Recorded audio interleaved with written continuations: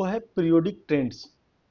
यानी कि हम लोग इसमें पीरियोडिक ट्रेंड्स का कंप्लीट लेसन के बारे में स्टडी करेंगे और इससे काफ़ी सारा question class 11 NEET and JEE में आता है। तो हम लोग वीडियो स्टार्ट करते हैं। तो इसमें देखो लर्निंग ऑब्जेक्टिव हमारा क्या है कि हम लोग यहाँ पे पीरियोडिक ट्रेंड्स को हम लोग कम्प्लीटली अंडरस्टैंडिंग करेंगे कि पीरियोडिक ट्रेंड्स होता क्या है और learn the reason behind every trends. यानी कि जो ट्रेंड्स है, ट्रेंड्स का मतलब क्या होता है कि एटॉमिक रेडियस अगर हम लेफ्ट टू राइट जाएंगे तो इंक्रीज होगा डिक्रीज होगा, टॉप टू बॉटम जाएंगे तो क्या होगा, उसके बारे में समझेंगे। ठीक है। और जो नीट और जेई के जो क्वेश्चन है उसको हम कॉन्फिडेंटली सॉल्व करेंगे। यानी कि जब तक हमें ट्रेंड समझ में नहीं आएगा हमें क्वेश्चन करने में प्रॉब्लम आएगी। ठीक है।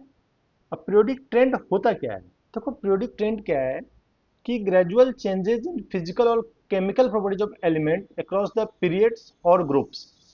यानी कि जब हम लेफ्ट टू राइट जाएंगे तो हम देखेंगे कि जो फिजिकल और केमिकल प्रॉपर्टीज में क्या चेंजिंग आ रही है। ठीक है। या टॉप टू बॉटम जा रहे हैं तो उसमें क्या चेंजिंग आ रही है। ठीक है।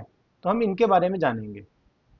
तो नेक्स्ट जो हमारा है देखो एटॉमिक रेडियस। यानी कि पीरियोडिक ट्रेंड्स में हम लोग एटॉमिक रेडियस के बारे में जानेंगे और उसका डेफिनेशन समझेंगे। एटॉमिक रेडियस क्या होता है? देखो atomic radius is the distance from the nucleus to the outer most occupied electron cell.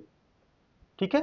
यानी कि न्यूक्लियस से आउटर मोस्ट सेल के बीच के डिस्टेंस को हम एटॉमिक रेडियस कहते हैं। ठीक है।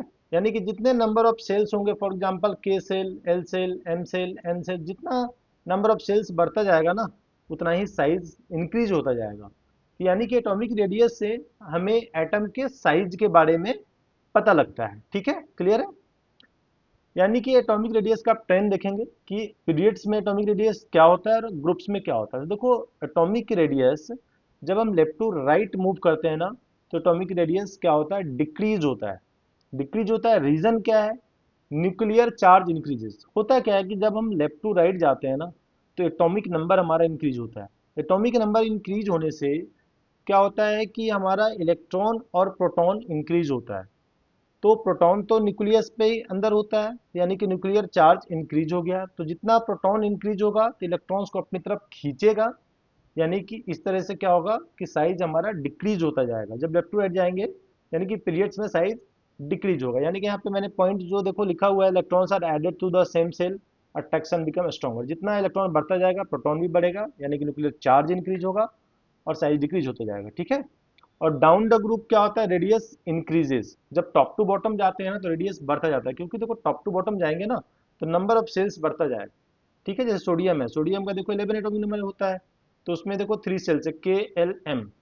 ठीक है। उसी तरीके से नीचे जाएंगे तो के एल एम एन। तो एक एक सेल बढ़ता जाएगा तो न्यूक्लियस से आउटर मोस्ट के बीच का डिस्टेंस इंक्रीज होता जाएगा।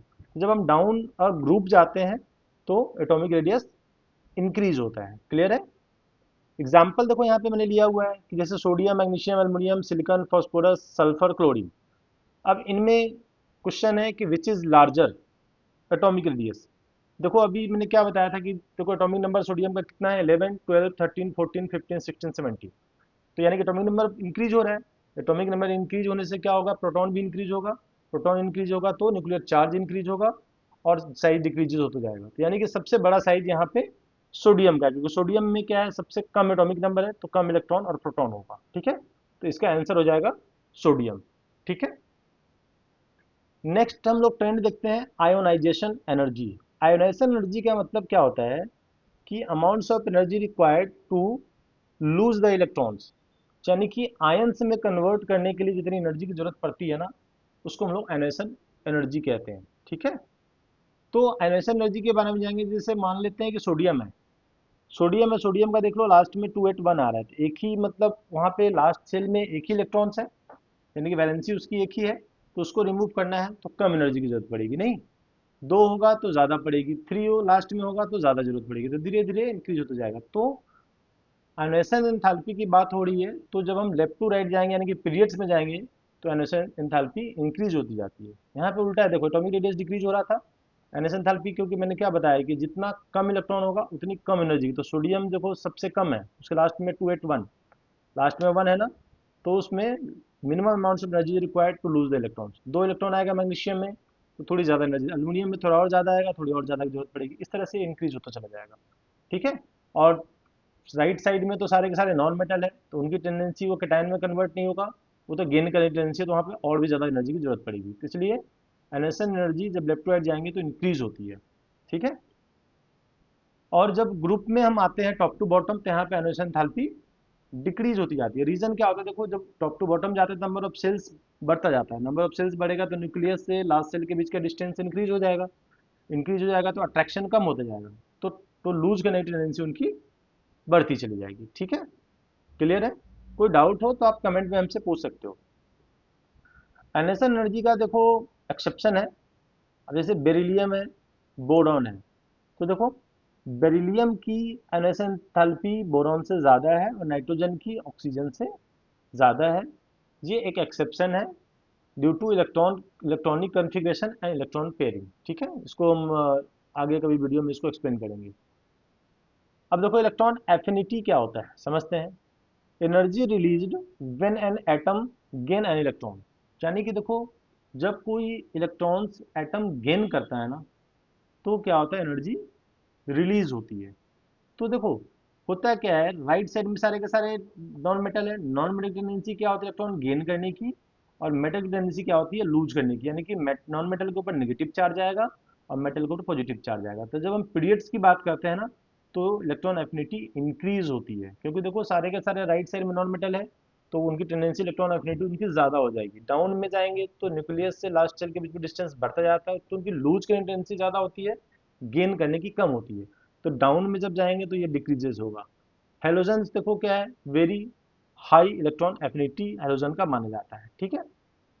अब देखते हैं electronegativity, ability of an atom to attract shared electrons. जो शेयर्ड इलेक्ट्रॉन्स होता है ना, उसको अपनी तरफ खींचना, अट्रैक्ट करना, उसको हम लोग बोलते हैं इलेक्ट्रोनेगेटिविटी। तो ये भी देख लो क्या होता है, जब पीरियड्स की तरफ जाते हैं तो इंक्रीजेस होता है। रीजन क्या है कि नॉन मेटल राइट साइड में, तो नॉन मेटल के ऊपर इलेक्ट्रोनेगेटिविटी की चार्ज ज़्यादा ही होता है, मेटल के ऊपर तो पॉजिटिव चार्ज होता है, तो ये पीरियड्स की तरफ बढ़ेगा और डाउन में डिक्रीज होगा। Fluorine has the highest electro negativity. ठीक है।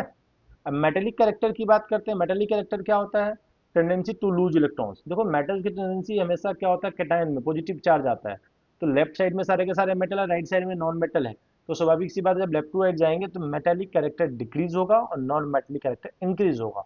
तो जब अक्रॉस द पीरियड देखो डिक्रीजेस एंड डाउन क्या होगा, इंक्रीजेस। डाउन में वही कॉन्सेप्ट है कि नंबर ऑफ सेल्स बढ़ता जाएगा, तो टेंडेंसी टू लूज इलेक्ट्रॉन्स यानी कि कैटायन में कन्वर्ट करने की टेंडेंसी उसकी बढ़ जाएगी, मेटेलिक कैरेक्टर इंक्रीज होता जाएगा। Caesium and francium are highly metallic character. ठीक है। अब देखो नॉन मेटेलिक कैरेक्टर भी मैंने बता दिया कि नॉन मेटेलिक कैरेक्टर क्या होगा, कि जब लेफ्ट टू राइट जाएंगे तो नॉन मेटेलिक कैरेक्टर इंक्रीज होता जाएगा। ठीक है, और डाउन में डिक्रीज होता जाएगा। ठीक है ना। अब देखो देखते हैं रिएक्टिविटी। रिएक्टिविटी का मतलब क्या होता है कि कौन सा मेटल या नॉन मेटल मोर रिएक्टिव है, कौन सा लेस रिएक्टिव है। तो देखो अगर हम ग्रुप की बात करें, जैसे ग्रुप फर्स्ट की बात करें, तो reactivity increases down the group. जब टॉप टू बॉटम जाएंगे ना, तो रिएक्टिविटी इंक्रीज होती जाती है। रीजन क्या है कि सेम ग्रुप में क्या होता है कि जब नीचे की तरफ जाएंगे तो न्यूक्लियस से लास्ट सेल के बीच का डिस्टेंस बढ़ता जाएगा, डिस्टेंस बढ़ता जाएगा, तो क्या होगा, tendency to lose electron increase है, तो जो सबसे पहले लूज करेगा वो सबसे मोस्ट रिएक्टिव होगा। और ग्रुप 17 में देख लो reactivity decreases down the group, क्योंकि ग्रुप 17 में क्या है कि नॉन मेटल है, फ्लोरीन क्लोरीन ब्रोमीन आयोडीन, तो सबसे फ्लोरीन हाईली रिएक्टिव होता है, नीचे की तरफ जाएंगे तो वो रिएक्टिविटी डिक्रीज होती चली जाती है। ठीक है। अब देखो कंपेरिजन टेबल है। एटॉमिक रेडियस देखो लेफ्ट एंड डाउन इंक्रीज होता है। ठीक है, left and down increase. Ionisation energy भी देखो right and up increase. Electronegativity right and up increase. Metallic character left and down increases. ये शॉर्ट ट्रिक है, अभी जो मैंने एक्सप्लेन किया उसको एक शॉर्ट ट्रिक में लिखा गया है। मेमोरी ट्रिक देखो रेडियस लेफ्ट एंड डाउन। ठीक है, energy right and up. Metallic metals क्या left and down, non metals right and up. ठीक है। नीट या जेई में काफ़ी सारे पीवाईक्यू क्वेश्चन इसमें पूछा जाता है, यानी कि arrange electron elements in increasing radius, यानी कि क्वेश्चन आपको एलिमेंट्स का नाम दिया होगा और उसको इंक्रीजिंग रेडियस में किसका ज़्यादा होगा किसका कम होगा, हाईएस्ट एनर्जी एंथैल्पी दिया होगा, जैसे कुछ एलिमेंट्स दिए होंगे उसमें से पूछा जाएगा कि हाईएस्ट एंथैल्पी किसकी होती है, मोस्ट इलेक्ट्रॉन नेगेटिव एलिमेंट किसका होगा, मेटालिक कैरेक्टर ऑर्डर किसका होगा। ठीक है। क्विज कुछ क्विज में दे रहा हूँ, उसको आपको करना है कि why does atomic radius decreases down across a period. ठीक है, which element has highest electronegativity, why does ionization energy decreases down a group. इस क्विज को आपको करके कमेंट में मुझे भेजना है आपको। अगर कोई डाउट हो तो हम इसको सॉल्व करेंगे। ठीक है, समरी देखो, अभी हमने जो जो पढ़ा है कि एटॉमिक रेडियस के बारे में पढ़ा है, आयोनाइजेशन एनर्जी के बारे में पढ़ा है, इलेक्ट्रॉन एफिनिटी पढ़ा है, इलेक्ट्रॉन नेगेटिविटी पढ़ा है, metallic and non metallic character और रिएक्टिविटी, यानी कि हमने पीरियोडिक ट्रेंड्स के बारे में पढ़ा। ठीक है, तो अगर आपको वीडियो अच्छी लगे तो लाइक शेयर और सब्सक्राइब करना ना भूलें। ठीक है, थैंक यू।